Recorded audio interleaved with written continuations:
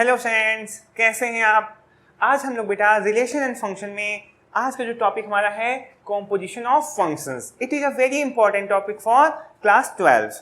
ठीक है बेटा, ये हमारे रिलेशन एंड फंक्शन का लास्ट टॉपिक है जिसको कि आज हम डिटेल स्टडी करेंगे। ठीक है, तो सबसे पहले हम जानेंगे कॉम्पोजिशन ऑफ फंक्शंस क्या होता है, क्या कंडीशन है कि कॉम्पोजिशन ऑफ फंक्शन डिफाइन होगा, और उसके बाद उस पर कुछ बेस्ड प्रॉब्लम्स हम सॉल्व करेंगे। सो आज का वीडियो बेटा हम लोग स्टार्ट करते हैं। सबसे पहले बात करते हैं डेफिनेशन, क्या होती है कॉम्पोजिशन ऑफ फंक्शंस की डेफिनेशन। तो सपोज बेटा सबसे पहले हमारे पास क्या होना चाहिए, let A B and C are the three non empty sets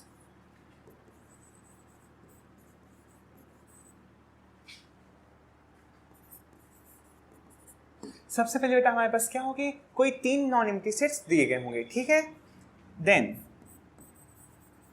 a function f from a to b, कोई फंक्शन f है बेटा जो सेट a से सेट a b पे सेट b पे डिफाइन है, एंड अ फंक्शन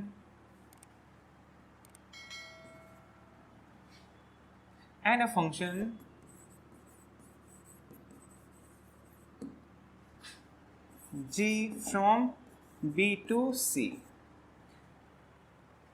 ओके बेटा, हमारे पास क्या है, कोई तीन non empty sets a b and c थे। एक फंक्शन f है जो कि a से b पे डिफाइन है, एंड एक और फंक्शन है g जो b से c पे डिफाइन है।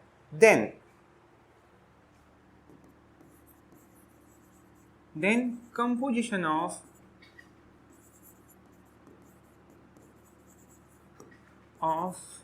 f and g may be expressed as GOF। ठीक है ना, अगर f और g फंक्शंस कुछ इस तरह से हैं कि f a से b पे डिफाइन है, g b से c पे डिफाइन है, तो f और g के बेटा कॉम्पोजिशन को हम GOF से डिनोट करेंगे। GOF which is defined from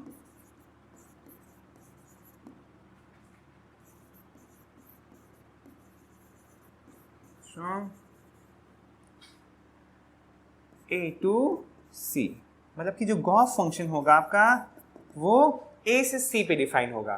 चलिए ये तो डिफिनेशन थी, थोड़ा सा हम बात समझते हैं कि क्या होना चाहिए। सबसे पहले तो हम बेटा बात करेंगे कि what is the essential condition to be define the composition function. ठीक है, क्या कंडीशन होगी कि हम कहेंगे कि composition of two functions is defined. तो बेटा बात सुन लीजिए, अगर पहले फंक्शन का जो कोडोमेन है, पहले फंक्शन का जो कोडोमेन या कोडोमेन रेंज बोले, फर्स्ट फंक्शन की जो रेंज है अगर वो सेकंड फंक्शन के डोमेन का एक सबसेट हो, if the range of first function is, बेटा एक इंपॉर्टेंट कंडीशन को बेटा मार्क कर लीजिए, इसलिए बहुत इंपॉर्टेंट है, if the range of f is a subset of domain of G। ये बेटा बहुत इंपॉर्टेंट कंडीशन है। क्या, अगर f की जो रेंज है वो डोमेन ऑफ G का एक सबसेट होगा, देन GOF इज डिफाइंड। जो बेटा GOF है तभी आपका डिफाइन होगा।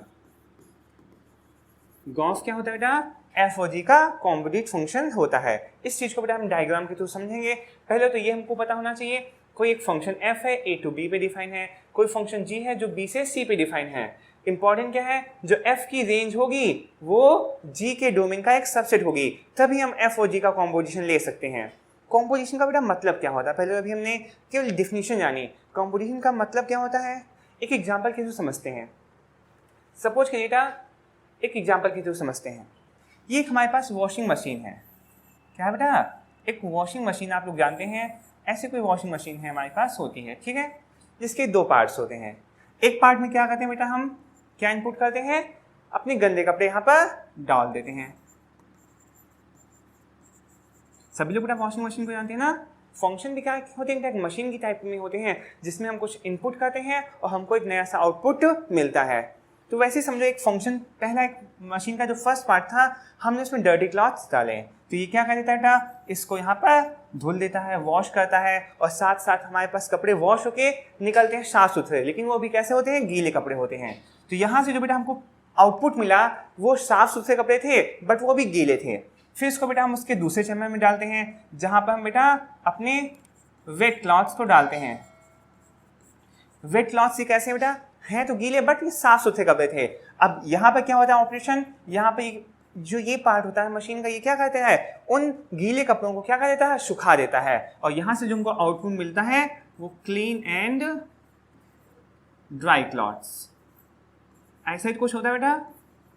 सपोज बोलिए बेटा, यहाँ पर क्या हमने मशीन में क्या था कि हमने सबसे पहले क्या किया, डर्टी क्लॉथ इनपुट किए, तो इसका आउटपुट मिला क्लीन एंड वेट क्लॉथ्स। फिर क्लीन एंड वेट क्लॉथ्स को बेटा यहाँ पर इनपुट किया तो हमको बेटा फाइनल आउटपुट क्या मिला, क्लीन एंड ड्राई क्लॉथ्स। तो बेटा यहाँ पर दो फंक्शंस थे, एक यहाँ पर फंक्शन ऑपरेट हो रहा था, एक फंक्शन यहाँ पर ऑपरेट हो रहा था। अगर बेटा हम एक ऐसी वॉशिंग मशीन की बात करें, एक ऐसी वॉशिंग मशीन की बात करें जिसमें हमने सिर्फ डर्टी क्लॉथ्स इनपुट किए थे, क्या इनपुट किए, डर्टी क्लॉथ्स।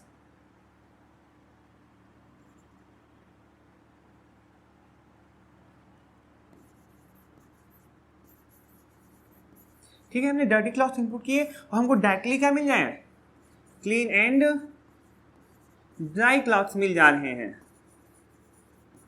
ऐसी बेटा मशीन सब आने लगी है ना, क्या कि अगर हम सीधे गंदे कपड़े डालें तो सीधे हमको कपड़ों को क्लीन भी कर देता है, साथ में सुखा भी देता है। तो ऐसी मशीन क्या करेगी, ये मशीन ने क्या किया, इन दोनों मशीन्स के काम को एक साथ कंबाइन कर दिया। तो कह सकते हैं this machine is a composition of these two separate machines. कह सकते हैं फंक्शन का काम भी बिल्कुल एग्जैक्टली यही होता है, जिसमें एक फंक्शन में हमने क्या कुछ इनपुट किया, उस इनपुट के लिए हमको एक आउटपुट मिलता है, ये आउटपुट दूसरे फंक्शन के लिए क्या करता है, इनपुट का काम करता है, और इसका जो फाइनल आउटपुट होता है वो हमको बेटा चाहिए होता है। तो कंपोजिशन का मतलब क्या होता है कि दो फंक्शंस को इस तरह से कंपोजिशन करना कि वो पहले फंक्शन का जो इनपुट है उस पर वर्क करे और दूसरे फंक्शन का आउटपुट जो है वो हमको गेन कर दे। तो यही बेटा कंपोजिशन ऑफ फंक्शंस का मतलब होता है कि दो फंक्शंस के वर्क को एक साथ कर देना, it's called composition of functions. बेटा ये डायग्राम से क्लियर हुआ कि कंपोजिशन का मतलब क्या हुआ। सपोज करिए बेटा ऐसे हमारे पास था एफ फंक्शन ए से बी पे डिफाइन था, कैसे बेटा, कोई डिफिनेशन हमने दे दी सच दैट, कैसे डिफाइन है, F of x is equal to B, बेटा मान लेते हैं F of A is equal to B मानते हैं, ठीक है बेटा, हमने यहाँ पर ए एलिमेंट लिया, F of A is equal to B, function A से बी पे डिफाइन था, such that F of A is equal to B मिला, ठीक है। फॉर ऑल बेटा यहाँ जानते हैं A belongs to A and B कहाँ से बिलोंग करेगा, सेट बी को बिलोंग करेगा। और बेटा जो फंक्शन जी था, g from B to C कुछ इस तरह से डिफाइन था, such that ji of b is equal to c for all b belongs to B and c belongs to C. तो बेटा देखिए जो यहाँ की रेंज निकल के आ रही है, फंक्शन ने जो फंक्शन में इनपुट हमने क्या किया बेटा ए, आउटपुट हमको क्या मिला बी। अब फंक्शन ए के आउटपुट को हमने फंक्शन जी में इनपुट किया तो हमको इसका आउटपुट क्या मिल रहा है, सी मिल रहा है। तो ये दो फंक्शन का अलग अलग वर्क था, अगर इनको कंबाइन करें, गॉफ को कंबाइन करें तो ये कुछ कहाँ से कहाँ डिफाइन होता है, ए टू सी। किस तरह से डिफाइन होता है कि गॉफ में हम बेटा अगर ए ही इनपुट करें तो हमको आंसर क्या मिल जाए, सी मिल जाए। समझ में आया, जो पहले फंक्शन का इनपुट था वो हमने यहाँ पर इनपुट किया और जो सेकंड फंक्शन का आउटपुट था वो हमको रिजल्ट में मिल जाए, तो यही कहलाता है composition of function. For every a belongs to A and c belongs to C. बात बेटा समझ में आई। देखिए ना जो हमने मशीन्स का एक एग्जाम्पल लिया था उसकी हेल्प से हमने क्या डिफाइन किया, कोई एक फंक्शन बेटा एफ था हमारा, ए से बी में डिफाइन था, किस तरह से बेटा फंक्शन डिफाइन था, F of A equal to B, means domain का कोई भी एलिमेंट लेते हैं तो हमको बी की एक इमेज मिलती है, ठीक है, ये तो आपको पता है ए से बिलोंग करता है, स्मॉल बी का एलिमेंट है। अब बेटा जो फंक्शन जी कहाँ से डिफाइन था, ए की रेंज मतलब कहाँ आ रही थी, जो बी में आ रही थी, जो ए की रेंज थी उस पर से एक नए सेट सी पे डिफाइन है, g from B to C. Such that condition क्या थी, g of b equal to c, means कोई एलिमेंट बेटा हम इस सेट बी का लेते हैं तो उसको ये सी पे मैप कर देता है।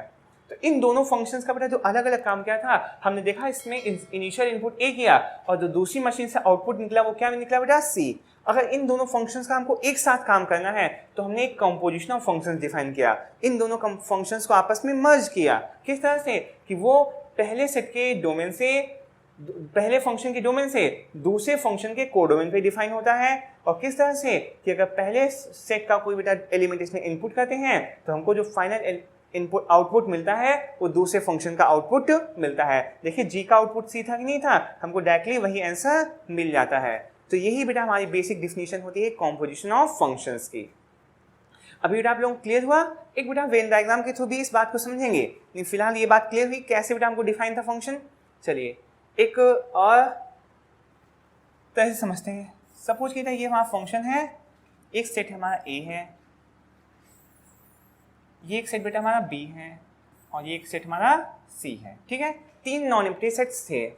फंक्शन एफ बेटा कहाँ से कहाँ डिफाइन था, यहाँ से यहाँ डिफाइन था। किस तरह से, अगर इसका कोई एलिमेंट बेटा हम ए लेते हैं तो ये इसको कहाँ मैप करता है, ए को एफ ऑफ ए पे मैप करता है, ऐसा बोल सकते हैं नहीं। ए की इमेज क्या मिलेगी, एफ ऑफ ए मिलेगी, या हम कह सकते हैं इसको बी भी कह सकते हैं, एफ ऑफ ए को हम बी भी कह सकते हैं क्योंकि ये इसका एलिमेंट है। तो एफ ऑफ ए बोलेंगे क्योंकि फंक्शन के अंदर उस पॉइंट की इमेज है, या फिर सिंपली इसके एलिमेंट जो बी टाइप के हैं वो भी कह सकते हैं। अब बी से कौन सा एक नया फंक्शन जी डिफाइन था जो बी से सी को मैप कर रहा था, तो यहाँ से बेटा इसकी इमेज क्या होगी, देखा जाए तो जी ऑफ एफ ऑफ ए, इस तरह से भी इमेज कह सकते हैं, या बी की तरह से इसकी इमेज को हम क्या बोल सकते हैं, सी नाम दे सकते हैं।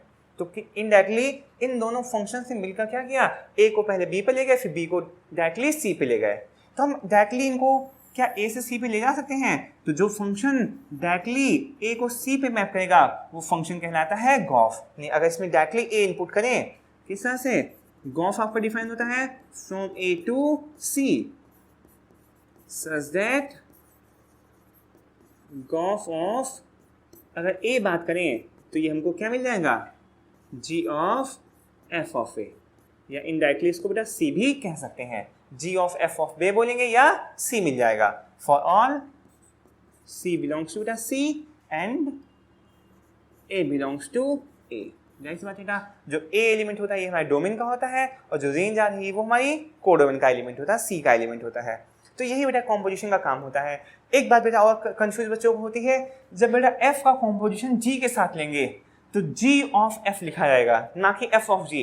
एफ ऑफ जी भी बेटा एफ ओ जी फॉग, ये भी एक कॉम्पोजिशन फंक्शन होता है, बट उसके लिए कंडीशन क्या होती है, जी पहले फंक्शन होना चाहिए, एफ बाद में होना चाहिए। अगर एफ और जी है, जो जी फंक्शन है वो एफ के रेंज पे डिफाइन है, बोलिए, या जी का जो डोमेन है वो एफ की रेंज का सबसेट है ना, तो इसलिए उसका जो कॉम्पोजिशन होगा वो गॉफ कहलाएगा। ठीक है, गॉफ और फॉग बेटा दोनों बातें जानेंगे। फॉग कब कहलाएगा, जब बताते हैं, उसके लिए एग्जांपल लेते हैं।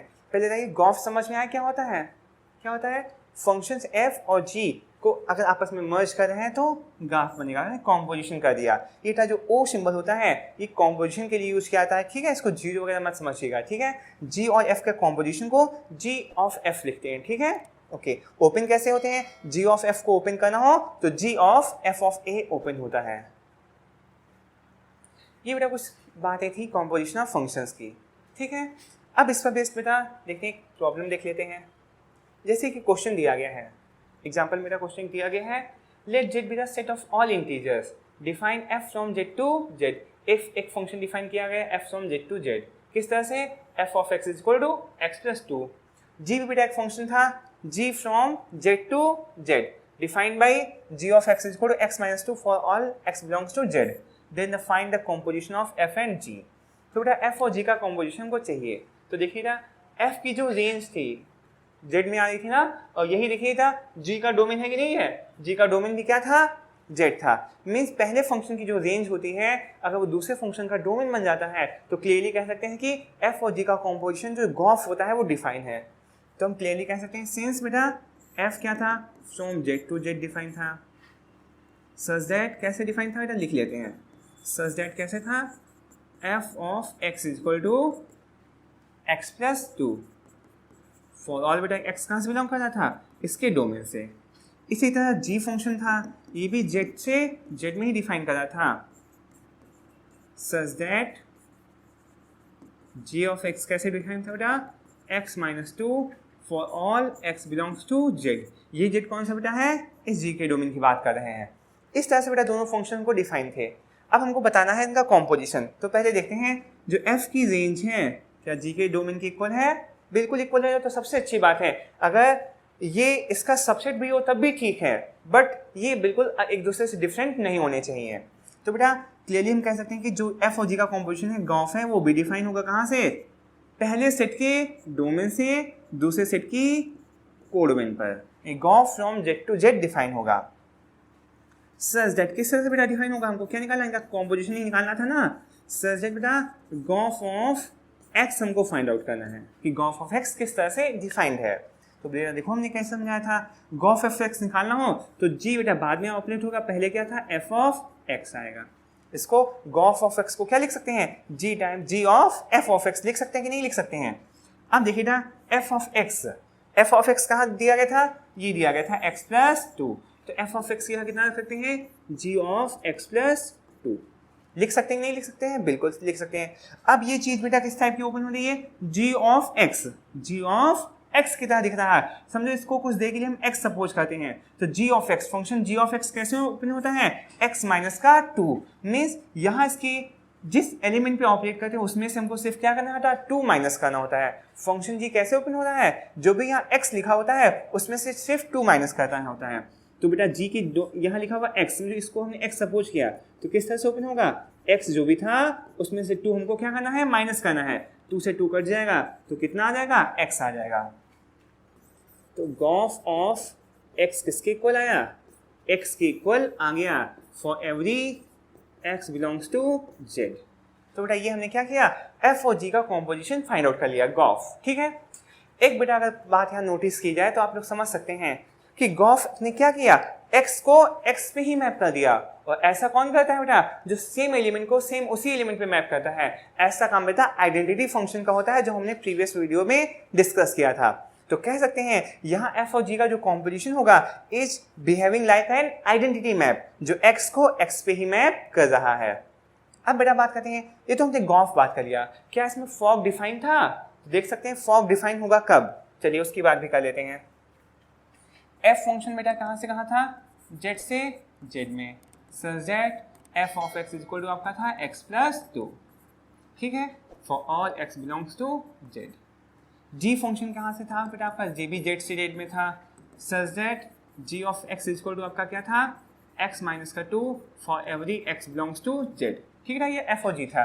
अब g का f से कंपोजिशन लेना है तो क्या होगा, जो g की रेंज होगी वो क्या f के डोमेन का सबसेट है, तो देखिए z का सबसेट होता है। तो यहाँ पर बेटा फॉग भी डिफाइन हो सकता है, जो g और f का कॉम्बिनेशन होगा। फॉग डिफाइन फाई z टू z, वो कहाँ से कहाँ डिफाइन होगा, g के डोमेन से f के कोडोमेन पे डिफाइन होगा। फॉग होगा, इसका डोमेन क्या होगा, जो g का डोमेन होगा, इसका कोडोमेन क्या होगा, जो f का कोडोमेन होता है। सच दैट बेटा किस तरह से डिफाइन होगा, ये हमको फाइंड आउट करना था कि किस तरह से डिफाइन होगा। सच दैट बेटा हमको फॉग ऑफ x निकालना था कि क्या आएगा, ठीक है। तो ओपन करने के तरीका बेटा जो f था वो बाहर हो जाएगा, g ऑफ x आपका इस तरह से ऑपरेट हो जाएगा। फॉग ऑफ x को कैसे ओपन करेंगे, f बाहर हुआ, g ऑफ x, देखिए बेटा f of g of x कितना था बेटा, देखिए x माइनस 2 था तो यहाँ पे ऑपरेट कर दिया, ठीक है। अब ये किस तरह बिहेव कर रहा है, f ऑफ x की तरह बिहेव कर रहा है। f ऑफ x कैसे ओपन होता है बेटा, देखिए f ऑफ x कैसे ओपन होता है, जो भी यहाँ x लिखा होता है उसमें 2 क्या कर देते हैं, ऐड कर देते हैं। तो जो भी x लिखा हुआ था, ये लिखा हुआ था, इसमें क्या कर देना होता है, 2 ऐड कर देना होता है। तो x माइनस 2 प्लस 2 कट जाएगा, ये भी कितना आ जाएगा, x। तो आप देख रहे हैं फॉग ऑफ x निकाला, वो भी कितना आ गया, x के इक्वल ही आ रहा है for every x belongs to domain of fog. Domain of fog कितना था, z था। थोड़ा यहाँ भी हमने देखा कि फॉग ने क्या किया, वो भी उसने भी x को x पे ही मैप किया, तो ये भी किसकी तरह बिहेव कर रहा है, it is also behaving like an identity function from z to z। थोड़ा यही बेटा हमारी फॉग की मेन बात थी। फॉग और gof means composition of f and g and composition of g and f। तो बेटा ये वीडियो आई थिंक आपको अच्छी लगी होगी, कैसे कि हम किन्हीं दो फंक्शंस का कॉम्पोजिशन फाइंड आउट करते हैं। अगर बेटा आप लोगों को ये वीडियो पसंद आई हो तो इसे लाइक और शेयर करें, ठीक है। ओके, आज के लिए बेटा हम इतना ही। अब इस पर बेस्ड कुछ नई प्रॉब्लम्स लेकर आएंगे हम अपने नेक्स्ट वीडियो में। तब तक के लिए बेटा thank you and bye bye.